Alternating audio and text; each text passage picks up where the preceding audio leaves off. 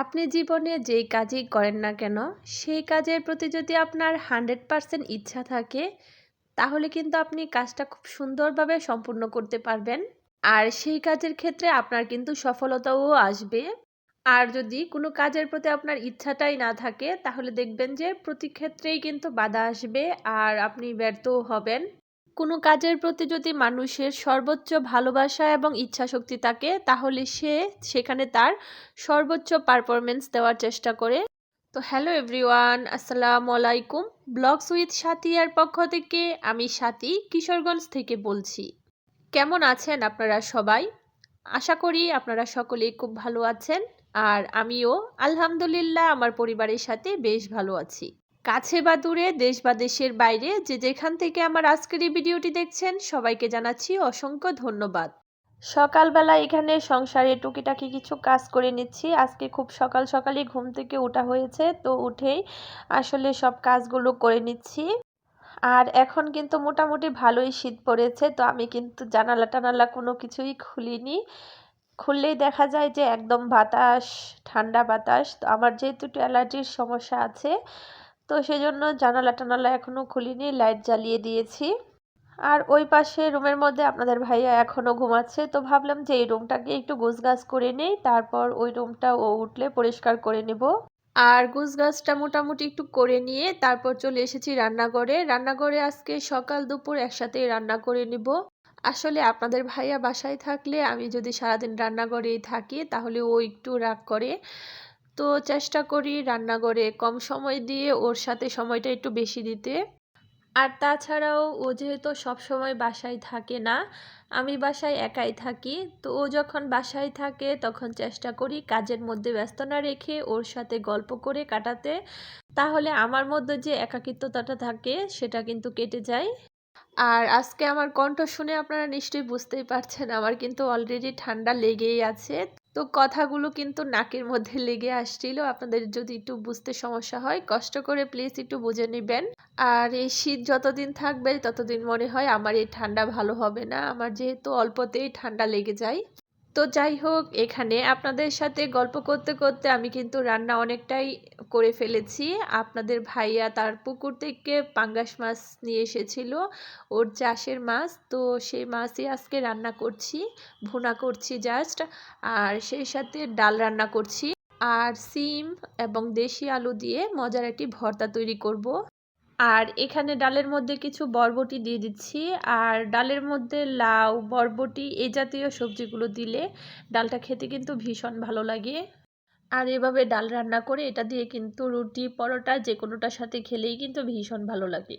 আর এই পাশে মাছটাকেও সুন্দর করে কষিয়ে নিয়েছি। কষিয়ে নিয়ে এখন সামান্য একটু ঝোলের পানি দিয়ে দিব। আর তারপর এটাকে ভালো করে জাল করে নিলেই কিন্তু তরকারিটা হয়ে যাবে। আর অফ ক্যামেরাতে এখানে সিম এবং আলু সিদ্ধ করে নিয়েছিলাম, আর সাথে কিছু কাঁচামরিচও সিদ্ধ করে নিয়েছি। এখন আমি ভর্তাটা তৈরি করে নিচ্ছি। শীতের মধ্যে আমার সবচেয়ে বেশি ভালো লাগে এই যে মজার মজার সবজি দিয়ে ঝাল ঝাল মজার মজার ভর্তা। কে কে আমার মতো ভর্তা পাগল আছেন? এখন তো দেখা যাচ্ছে যে শীত এসেছে, আর নতুন সবজি দিয়ে দেখা যাবে প্রতিদিন সকালে গরম ভাতের সাথে আমি ভর্তা তৈরি করে খাবো। আর আমার কাছে পার্সোনালি মনে হয় মাছ, মাংস, পোলাও, কোরমা এগুলো থেকেও ভর্তা দিয়ে একটু বেশি ভাত খাওয়া যায়। তবে অনেকের কাছে অন্যরকম হতেই পারে, সবার টেস্ট বাদ তো একরকম না। আমাকে যদি জিজ্ঞাসা করা হয় তাহলে আমি 1 নাম্বারে রাখবো ভর্তা।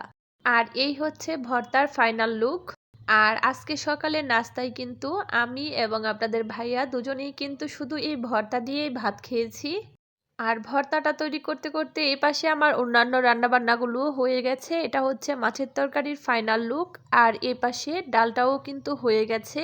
তো রান্না শেষ হতে হতে আপনাদের ভাইয়াও উঠে কিন্তু ফ্রেশ হয়ে গেছে।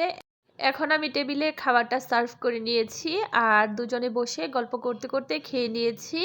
গত ছুটিতে যখন আপনাদের ভাইয়া বাসায় এসেছিল প্রায় 8-10 দিন আগে, তখন আপনাদের ভাইয়া কিছু পেয়ারা এনেছিল। তো এবারে ছুটিতে এসে দেখে এখনো পেয়ারাগুলো যেরকমই আছে সেরকমই রয়ে গেছে। তো ও বলল যে আমার জন্য নাকি আর খাওয়ার জন্য কিছুই আনবে না, আমি নাকি নষ্ট করে করে জিনিসগুলোকে ফেলি। আসলে একা একা খেতে কিছুই ভালো লাগে না, বাসায় থাকলে তারপর দুজনে মিলে খাওয়া যায়। তো তারপর এখানে ভাবলাম যে একটা পেয়ারাকে মাখা করে দেই। আমারও যেহেতু একটু ঠান্ডা লেগেছে, ঝাল ঝাল একটু মাখা খেলে ভালোই লাগবে, তো সেজন্য একটু পেয়ারা মাখা করে নিচ্ছি।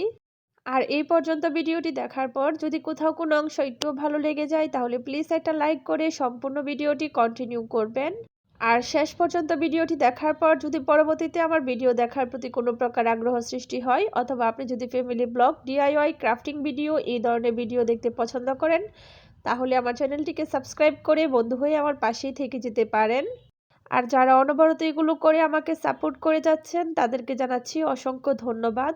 একদম সিম্পল করে শুধু একটু লবণ, সামান্য একটু শুকনা মরিচের গুঁড়া, একটু বিট লবণ এবং সামান্য একটু ধনেপাতা দিয়ে এটাকে মাখিয়ে নিয়েছি। আর পেয়ারাগুলো কিন্তু ভীষণ মিষ্টি ছিল, খেতেও কিন্তু ভালো লেগেছে।